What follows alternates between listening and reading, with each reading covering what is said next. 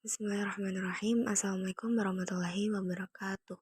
Perkenalkan, nama saya Munaya Sabrina Azmita dengan NIM K1A022090 dari kelas Kimia C. Pada video kali ini, saya akan menjelaskan mengenai isolasi DNA yang merupakan percobaan acara kedua dari praktikum bioteknologi. Tujuan dari percobaan ini ada 3, yaitu pertama, melakukan isolasi DNA. Yang kedua, mengetahui kemurnian DNA hasil isolasi. Dan yang terakhir yaitu melakukan elektroforesis dan visualisasi DNA hasil isolasi.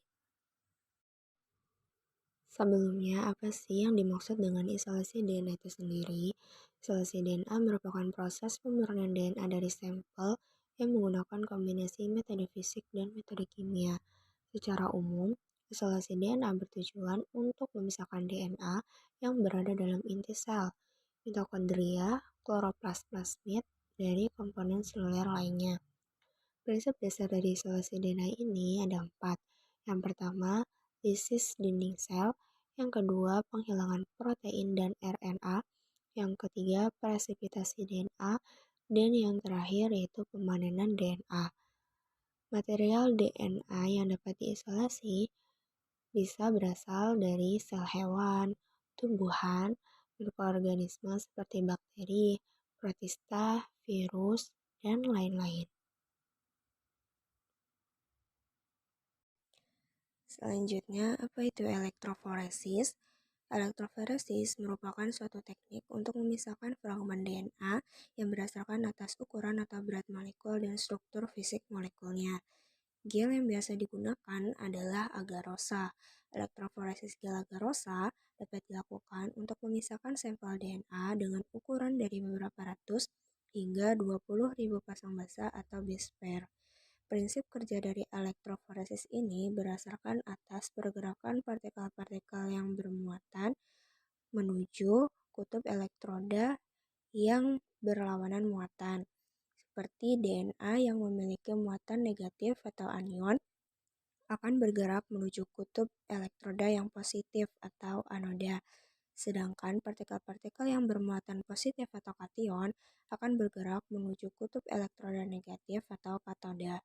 Semakin kecil ukuran molekulnya, maka semakin cepat laju migrasinya, karena matriks gel yang mengandung jaringan kompleks ini berupa pori-pori, sehingga partikel-partikel tersebut dapat bergerak melalui matriks.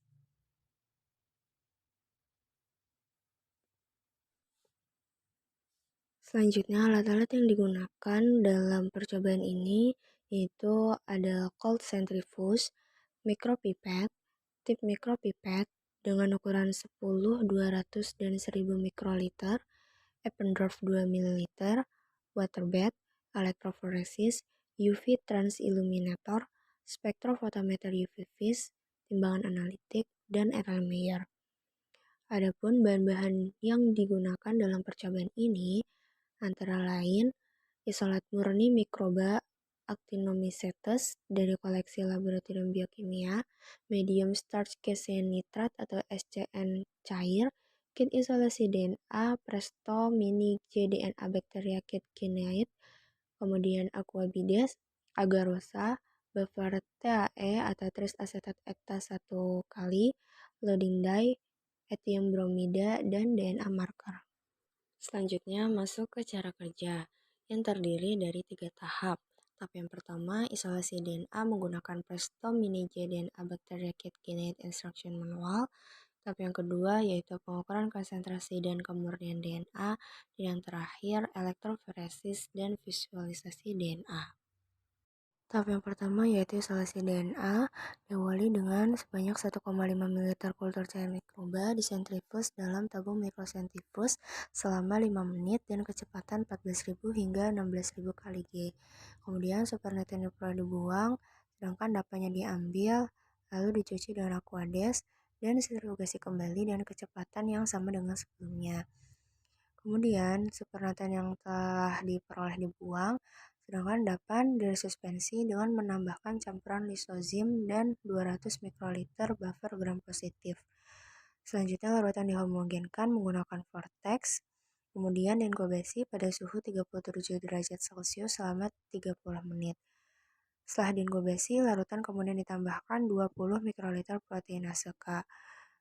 Proteinase K ini berfungsi untuk melisis protein berupa dinding sel dari si bakteri.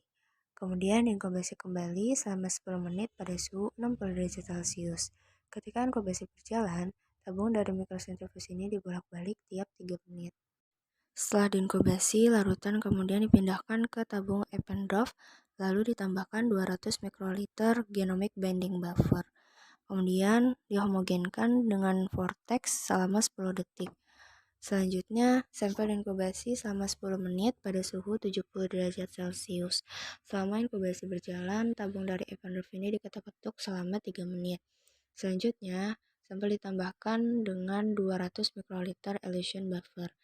Kemudian diinkubasi kembali pada suhu 70 derajat Celcius. Setelah diinkubasi, kemudian sampel ditambahkan 5 mikroliter RNase. RNase ini berfungsi untuk menghancurkan RNA. Kemudian dikocok dan diinkubasi kembali pada suhu ruang selama 5 menit. Setelah diinkubasi, kemudian larutan ditambahkan 200 mikroliter etanol absolut. Etanol absolut ini berfungsi untuk mempresipitasikan DNA. Kemudian dikocok, lalu larutan dipindahkan ke dalam collection tube dan disentrifugasi dengan kecepatan 14.000 hingga 16.000 kali G hingga terbentuk matriks pada kolom selama 2 menit. Terbentuk matriks ini mengindikasikan bahwa terjadinya pengikatan DNA, di mana DNA terikat pada membran dan kontaminan tetap sebagai suspensi. Kemudian supernatin yang diperoleh dibuang dan endapan dari suspensi dengan wash buffer sebanyak 400 mikroliter. Penggunaan wash buffer ini dilakukan untuk menghilangkan kontaminan, sementara DNA tetap terikat kepada membran. Kemudian disentrifus kembali dan kecepatan 14.000 hingga 16.000 kali G selama 30 detik. Kemudian supernatant dibuang, lalu endapannya diresuspensi lagi dengan wash buffer sebanyak 600 mikroliter. Kemudian disentrifus kembali dan kecepatan yang sama dengan sebelumnya selama 3 menit. Kemudian aliran yang melewati collection tube dibuang, bagian GD kolom dikembalikan ke collection tube.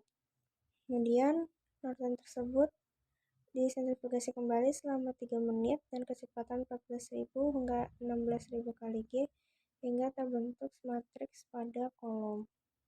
Kemudian bagian bawah collection tube diganti dengan microcentrifuge tube. Lalu matriks kolom dielusi dengan menggunakan elution buffer yang ditambahkan pada tengah-tengah matriks kolomnya. Setelah penambahan elution buffer, kemudian matriks kolom tersebut dibiarkan sampai kurang lebih 3 menit untuk menguapkan sisa-sisa pelarut yang digunakan. Setelah selesai, kemudian disentrifus selama 30 detik hingga diperoleh DNA murni. Selanjutnya masuk ke dalam tahap 2, yaitu pengukuran konsentrasi dan kemurnian DNA, di mana diawali dengan menyiapkan kuvet, lalu ke dalam kuvet tersebut diisi 2 ml Aquades dan 10 mikroliter DNA murni dari hasil isolasi tahap sebelumnya. Kemudian dikocok hingga homogen, lalu diukur absorbensinya dengan spektrofotometer UV-Vis pada panjang gelombang 260 nanometer dan pada panjang gelombang 280 nanometer. Hasil dari absorbensi pada panjang gelombang 280 nanometer kemudian dihitung untuk mengukur konsentrasi DNA-nya. Adapun untuk panjang gelombang 280 nanometer, hasil absorbensi dari panjang gelombang tersebut kemudian dihitung indeks kemurnian DNA-nya dengan membagi hasil absorbensi dari panjang gelombang 260 nanometer dengan panjang gelombang 280 nanometer. DNA dapat dikatakan murni apabila indeks kemurniannya 1,75. Selanjutnya masuk ke tahap yang terakhir yaitu elektroforesis dan visualisasi DNA, di mana elektroforesis yang digunakan dalam percobaan ini yaitu elektroforesis gel agarosa. Agarosa dalam elektroforesis ini berfungsi sebagai matriks atau tempat molekul itu bergerak sekaligus kanal atau saringan untuk pemisahan molekul. Konsentrasi yang digunakan dalam elektroforesis yaitu konsentrasi agarosa sebesar 1%, di mana pembuatannya dilakukan dengan melarutkan 0,4 gram agarosa dalam 40 ml buffer triasetat eta 1 kali. Kemudian campuran tersebut diaduk sambil dipanaskan hingga homogen. Setelah homogen, agarosa 1% didiamkan hingga agak dingin, kurang lebih suhunya 57 derajat Celcius.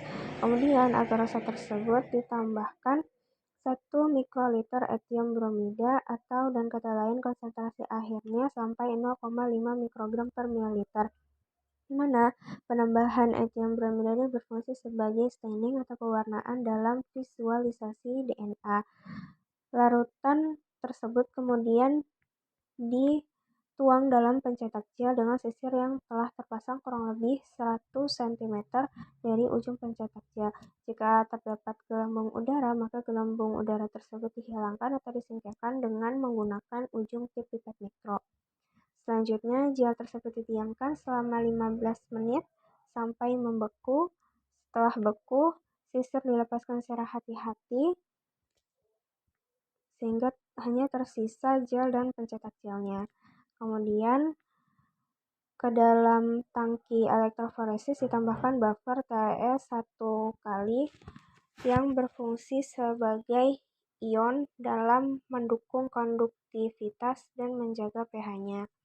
Lalu pencetak gel dan gelnya dimasukkan ke dalam tangki elektroforesis tersebut. Selanjutnya, sebanyak 10 mikroliter sampel DNA dan 2 mikroliter loading day dicampurkan terlebih dahulu pada kertas parafilm menggunakan mikropipet. Penggunaan loading day ini dilakukan untuk penanda pergerakan molekul DNA pada gel agarosa. Kemudian campuran tersebut dimasukkan ke dalam semburan gel agarosa dengan menggunakan mikropipet, lalu dielektroforesis dalam buffer TS 1 kali selama 1 jam pada tegangan 100 volt dan arus 400 mA. Kemudian hasil pemisahannya divisualisasikan menggunakan UV transilluminator pada gel dop brand Grab.